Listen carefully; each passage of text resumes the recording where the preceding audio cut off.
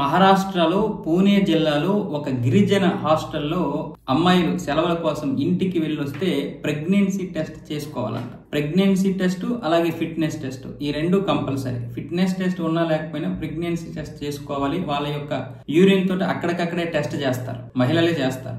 కాకపోతే టెస్ట్ అయితే కంపల్సరీ. ఎన్నిసార్లు సెలవుల కోసం వెళ్ళొస్తారో అన్నిసార్లు. అయితే 1-2 రోజులు కాదు, కనీసం 8 రోజుల కంటే ఎక్కువ.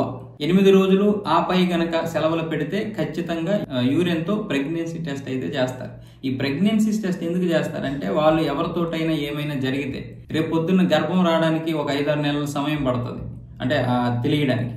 ఈలోగా అది హాస్టల్ మీద ప్రభావం పడుతుందనే ఉద్దేశంతో ఇలా చేస్తున్నారు. పైగా అమ్మాయిలకి భయం ఉంటుంది, జాగ్రత్త కూడా వహిస్తారని హాస్టల్ యాజమాన్యం చెప్తుంది. కానీ ఇక్కడ విద్యార్థులు ఏం చెప్తున్నారంటే నరకం చూస్తున్నాం మేము, మాకు అవమానంగా ఉంది, అంటే మా మీద నమ్మకం లేకే కదా ఇలా చేస్తున్నారు, ఇది బయట ప్రపంచానికి తెలిస్తే మాకు ఎంత పరువు తక్కువ, అన్ని హాస్టల్లో ఇలా చేయడం లేదు కదా అని వాళ్ళు అంటున్నారు. వీళ్ళేమంటున్నారంటే యాజమాన్యం ఇంతకు ముందు చాలా జరిగాయి, బయటికి వెళ్ళినటువంటి వారు ఇష్టం వచ్చినట్లుగా ప్రవర్తించడం వల్ల చాలా మందికి గర్భం వచ్చింది, దానికి మేము బాధ్యులమయ్యాము, మమ్మల్ని బ్లేమ్ చేశారు, మా ఉద్యోగాలు పోతున్నాయని వీళ్ళు అంటున్నారు. ఇక్కడ వ్యవస్థలో లోపం ఉంది. మనం హాస్టల్ యాజమాన్యాన్ని తిట్టలేము, అలాగని పిల్లల యొక్క ఆవేదనని అర్థం చేసుకోకుండా ఉండలేము.